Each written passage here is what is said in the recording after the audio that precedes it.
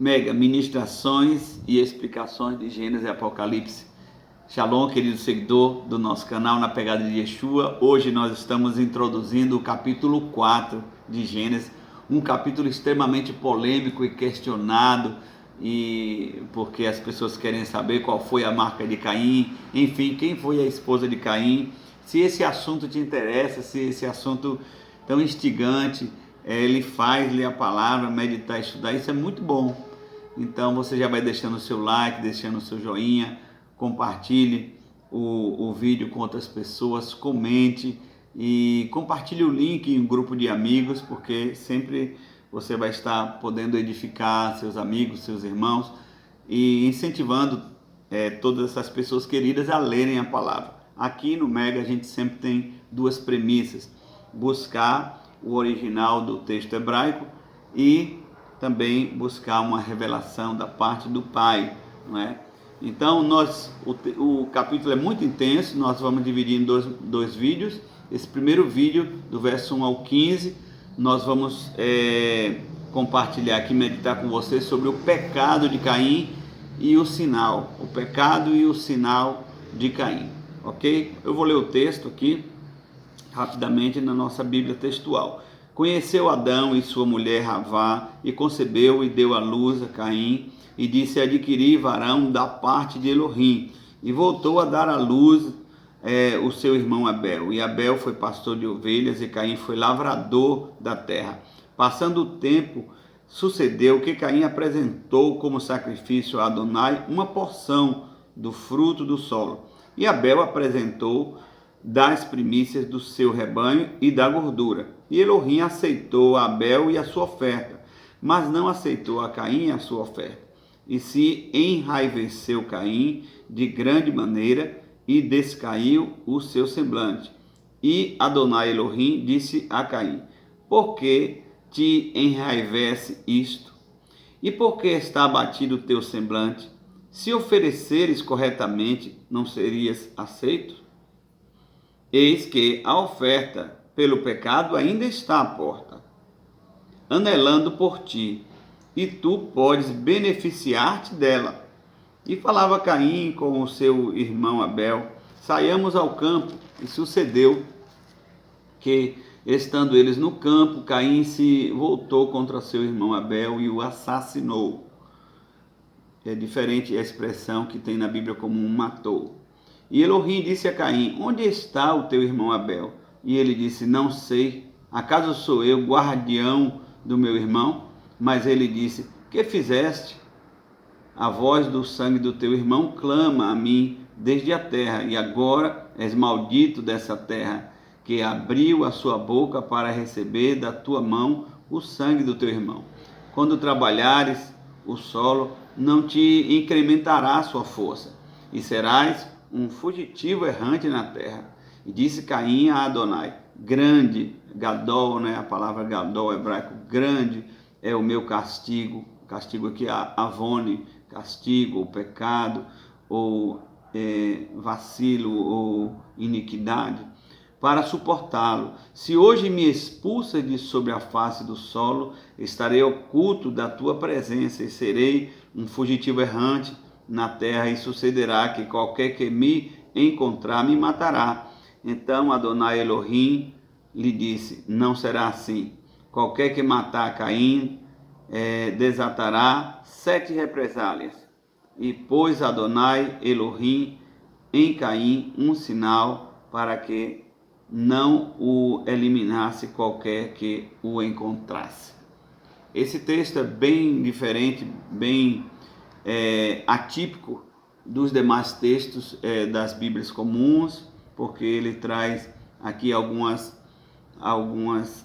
partes que são bem elucidativas e bem mais coerentes com o texto hebraico. Vamos começar aqui meditando, queridos, sobre a expressão conheceu. O primeiro versículo diz que Adão conheceu a sua mulher, não é? Conhecer aqui é uma expressão, é um eufemismo para ter relações sexuais. Então Adão se relacionou sexualmente com Eva e nasceu Caim. Isto não quer dizer que não tenha tido outras filhas, Filhos talvez não, porque essa contabilidade aqui bíblica sempre prioriza os homens, mas não quer dizer necessariamente que não tinha mulheres, não é? Não tinha tido mulheres, até mesmo porque quando nasce Caim, Eva coloca o nome dele de aquisição. Isso significa Caim, aquisição, adquirir, conseguir. É como se ela estivesse quase dizendo: ufa, chegou um homem, um varão. Pense no lugar de Eva, que ela tinha recebido uma promessa de Deus, mesmo naquele momento do castigo, que Deus ia levantar um varão do descendente da mulher de Eva, que ia esmagar a cabeça da serpente. Então pense no lugar de Eva, a expectativa que ela tinha de nascer um varão, porque lá o contexto é Zerá, é um homem, um filho varão, masculino. Então imagine se vieram muitas mulheres antes. Então tem essa abertura para você imaginar que quando chegou o Caim, ela disse adquirir, ela que está dizendo adquirir de Elohim um varão, um filho. Já quando nasce Abel, ela não faz comentário nenhum, simplesmente tem um nome que diz que nasceu Abel, não tem nenhum diferencial. Abel, por sua vez, significa vapor, algo que é passageiro, não é? É bem interessante o significado do nome deles. Depois o texto vai inverter no verso 2 e 3 e a ordem vem diferente, vem narrando sobre a profissão, a atividade de Abel e depois de Caim. Isso é diferente porque, em geral, sempre se nomeia os mais velhos, os primogênitos. Aqui foi invertido, parece que o texto quer dar uma ênfase na figura e na atividade de Abel. Então o texto inverte e diz: Abel foi pastor de ovelhas e Caim foi lavrador da terra. Na verdade tinha que ser invertida a narrativa. Então é interessante a gente perceber. Nós avançamos no texto aqui, no verso 4 e 5, e vai dizer como foi a natureza das ofertas que eles fizeram a Deus.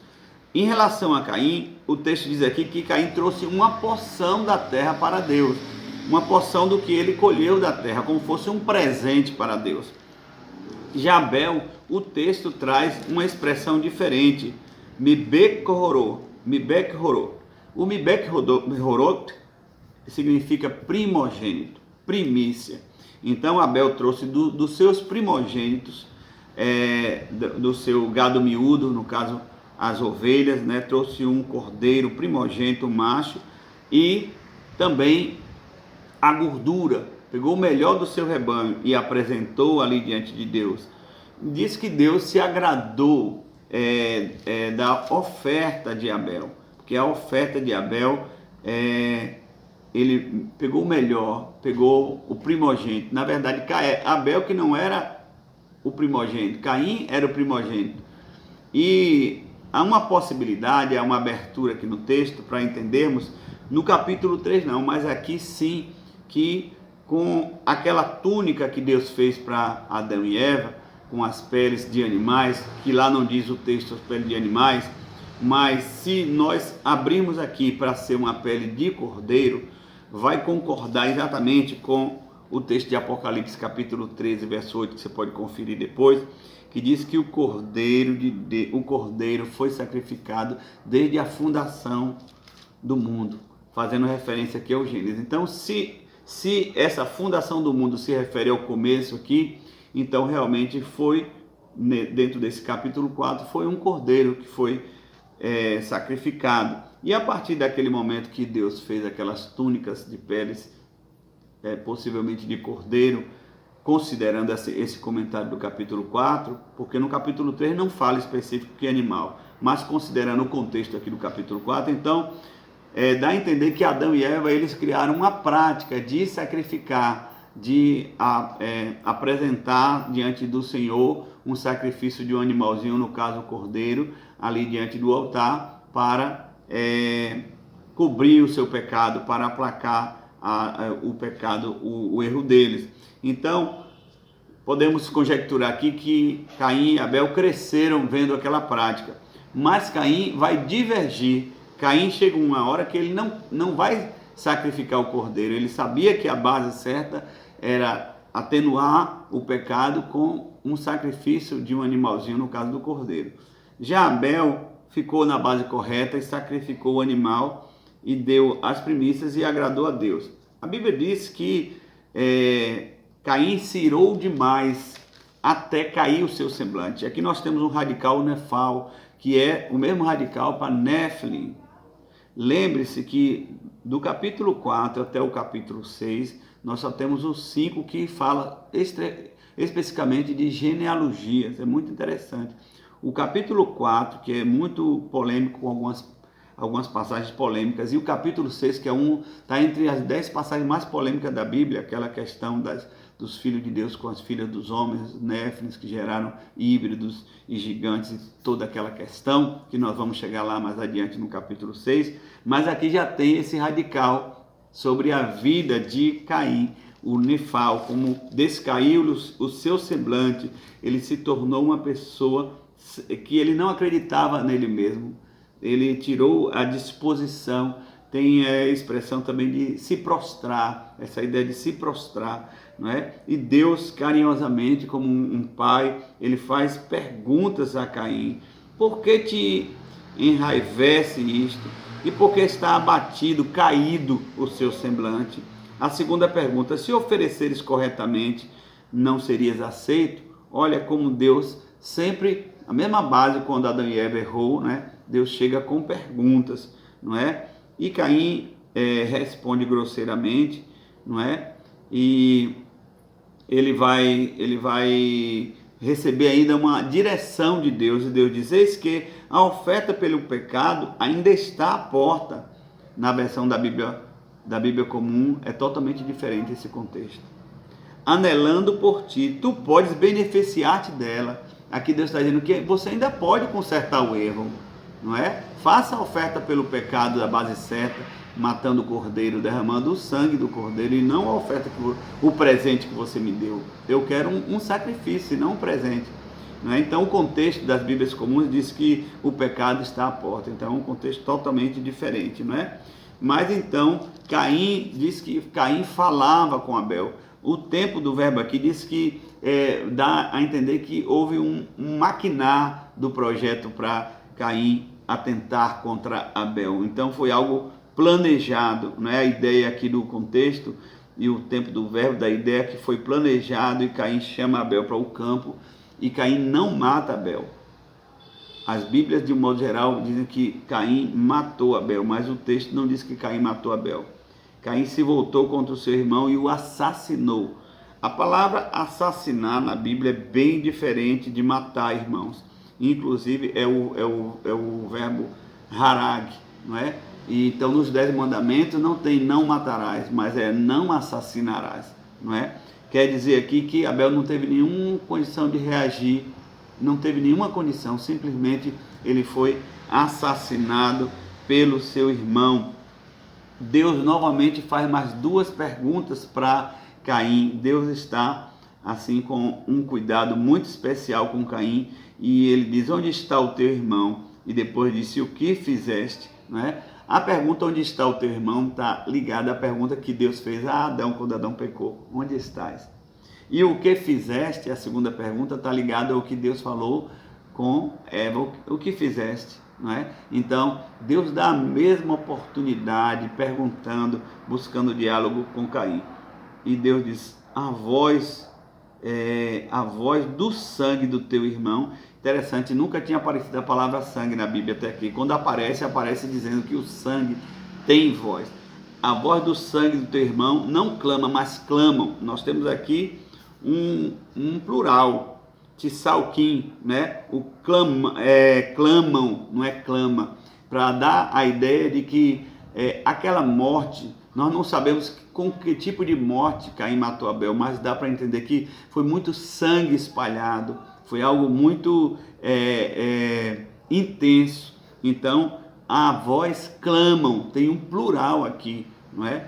E dá a entender que Caim espalhou o sangue de Abel, ele estava muito irado, não é? Essa a conotação que dá aqui do texto. Quando nós avançamos, não é? Já para o final, para o vídeo não ficar muito extenso, não é? Nós vamos ver que Caim assassinou Abel, e e a terra foi amaldiçoada com o sangue de Abel. Quando Caim mata Abel, implicitamente Caim está dizendo assim: eu prefiro fazer uma oferta do sangue de um ser humano para a terra de que fazer um sacrifício do sangue de um cordeiro para Deus. Olha que coisa séria. Preferiu derramar sangue de homem diante da terra de que derramar sangue de cordeiro como sacrifício diante de Deus. Então, esse foi o pecado de Caim. Interessante que o primeiro homem a ser assassinado da terra foi um pastor. Abel era pastor. Então, isso aponta para Jesus Cristo, que foi sacrifício ali no altar chamado Cruz, Calvário, e ele mesmo declarou acerca de si mesmo: eu sou o bom pastor, capítulo 10 de João, não é? E então nós vamos ver aqui que Deus faz as perguntas a Caim e ele responde de maneira ignorante. Ele diz: eu por acaso sou o guardião de meu irmão? Ele faz uma referência aos guardiões que Deus tinha colocado lá no Éden, os querubins, não é? Para fechar ali o Éden, que também é chamado de guardiões, não é? Então, eu por acaso sou como o Senhor, que fico vigiando e colocando guarda em todo lugar? Essa é a expressão que Caim faz. O texto de 1 João, e o capítulo 3, verso 12, João vai declarar que Caim fez tudo aquilo porque ele era do maligno, não é? Pense por que Caim aponta para uma figura maligna.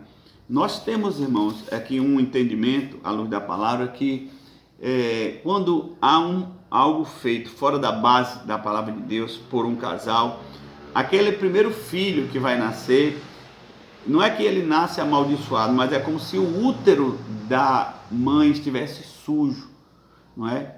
Por exemplo, Eva comeu do fruto proibido, não é? E teve aquele processo de pecado com Adão, não é? Então, o primeiro fruto, o primeiro varão que Eva pariu, era como se o útero dela ainda estivesse envenenado com aquele fruto. E Caim já veio inclinado para o mal, para a inveja, para a ira, para a violência, para o assassinato. Quando você vai ver outras incidências na Bíblia, você vai perceber que tem sentido. Porque, por exemplo, Sara não conseguia engravidar e ela forçou que Agar engravidasse de Abraão. E não era da vontade de Deus o Ismael.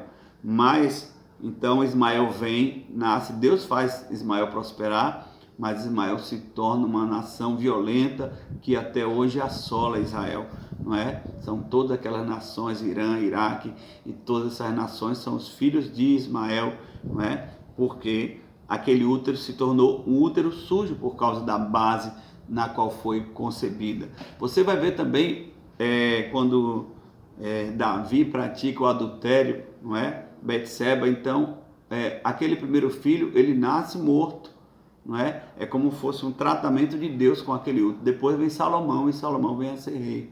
Em relação ao reinado também, Saul não era da vontade de Deus, não é? Mas Israel queria, por assim dizer, parir um rei na força. Então Deus permitiu e veio Saul, que não foi um bom rei. Depois do segundo rei foi Davi, foi um ótimo rei. Então tem essa bênção sobre o segundo filho na Bíblia, sempre quando o primeiro veio em uma base errada. Por exemplo, Labão enganou Jacó, e Jacó era para ser esposo primeiro e coabitar, ter relação com Raquel, mas Labão enganou Jacó e Jacó teve relação com Lia. Então o primeiro filho que ela concebeu foi Rúben, entre aspas, como essa teoria do útero sujo, e Rúben veio a entristecer, ele sendo primogênito, perdeu a primogenitura, porque ele veio a entristecer o coração do seu pai, tendo relação com a concubina de seu pai. Então eu só fiz uma explanação para você entender essa questão aqui do, entre aspas, o útero sujo. Então o Caim vem com ainda aquele resquício, apesar que Eva desejou muito um varão, mas Caim veio com a natureza maligna. Deus expulsa Caim. Caim é expulso, banido, é oculto da presença de Deus e se torna um errante. Ele vai para a terra de Nod. Nod significa vagueação, um lugar errante. Nod não é só um lugar geográfico, mas é um estado de espírito. Ele foi vaguear, se tornou vagabundo pela terra. E então, quando ele vê tudo isso, ele diz: grande é a minha iniquidade, o meu castigo é muito grande. Vem a palavra avone, que é castigo ou pecado. E ele diz: quem me encontrar, antes dele dizer quem me encontrar vai me assassinar, ele usa um termo motse. Esse motse é muito sério, porque significa quem me encontrar vai me lançar fezes, não é? Porque essa é uma prática antiga, lançar fezes e depois matar as pessoas amaldiçoadas, os assassinos, mas principalmente lançar fezes, olha que spoiler, lançar fezes e amaldiçoar e depois matar, era uma prática de gigantes. Foi descoberto, uma hora nós podemos falar sobre esse assunto, foi descoberto o livro de Og. O livro de Og, do rei Og, que é citado no Salmo 136, foi vencido por Moisés, mas ele falou e lançou palavras de maldição contra Moisés. E ele dizia: Moisés, pele fina, eu vou lançar fezes sobre você e vou te assassinar. Não é? Era uma prática dos gigantes, dos caídos, lançar fezes para humilhar e depois matar. E aqui diz que ele está dizendo: quem me encontrar, quem poderia encontrar Caim? Você já parou para pensar? Porque quem tinha ali na terra, vamos dizer que ele tinha irmãs antes, e quem eram os outros homens que podiam encontrar ele? O próprio pai. Abel ele matou, não tinha ainda nascido Sete. Com certeza eram seres que eram hibridizados, eram seres caídos, demônios, gigantes, todo ser caído que já tinha na primeira leva detonado aqui a terra. E esses, porque você sabe, a serpente foi amaldiçoada, não é? Mas Satanás, ele evolui. O texto de Apocalipse diz: o dragão, a antiga serpente. Então, quem era a serpente antigamente se tornou dragão, não é? E nós vamos ver no capítulo 6 de Gênesis, que também fala que já existia caídos na terra antes daquela hibridização pré-diluviana, não é? Então, nós vamos ver aqui que Caim está temendo outros seres que não necessariamente são os seres humanos, que iam retaliar ele, lançar fezes nele e que iam assassiná-lo, não é?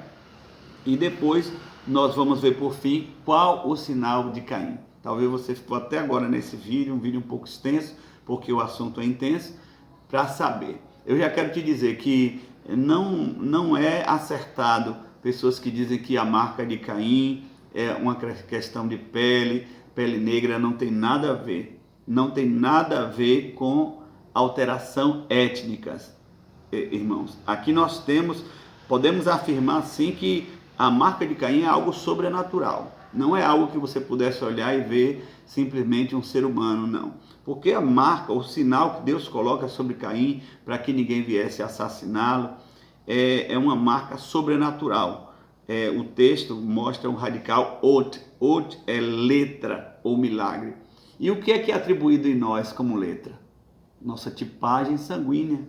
Tipo O, tipo A, O positivo, O negativo. Então, Deus alterou a letra de Caim. Deus fez uma alteração genética, sanguínea. O DNA de Caim foi alterado. É a palavra ot, não é? Deus altera. Caim nasceu como um ser humano normal de Adão e Eva, mas ele não morreu como ser humano normal. Ele morreu alterado, porque depois também vai aparecer uma outra palavra, bilá ou bilê, que é envelhecer, deteriorar e misturar, não é? Diz assim: pôs Adonai Elohim em Caim um sinal para que não o eliminasse qualquer um que o encontrasse. Esse sinal tem a ver com alteração genética. É provável que os filhos de Caim viessem com um DNA gigantesco, um DNA alterado. Mas se você quiser estudar mesmo esses versos no hebraico, você vai entender que essa alteração de Caim faz ele ficar mais parecido com um vampiro, não é? Porque assim, existe uma coerência, como ele esgotou o sangue de Abel. Então ele teve um envelhecimento, uma deteriorização e uma mistura na sua tipagem sanguínea. E os filhos de Caim, nós vamos ver, e a descendência de Caim é uma descendência alterada, com uma ciência avançada, é um povo muito pervertido. Encerrando o nosso vídeo, eu só queria dizer que Jesus cita Abel como justo, não é? Jesus cita Abel como justo e Paulo diz que Jesus é as primícias do que dorme. Então, irmãos, aprendemos aqui que Abel, quando morre, tendo apresentado um sacrifício de primogênitos ao Senhor, ele está apontando para Jesus. Jesus é a nossa referência e Jesus foi e é o sacrifício perfeito para que nós possamos ter acesso ao reino dos céus. Shalom, Deus te abençoe.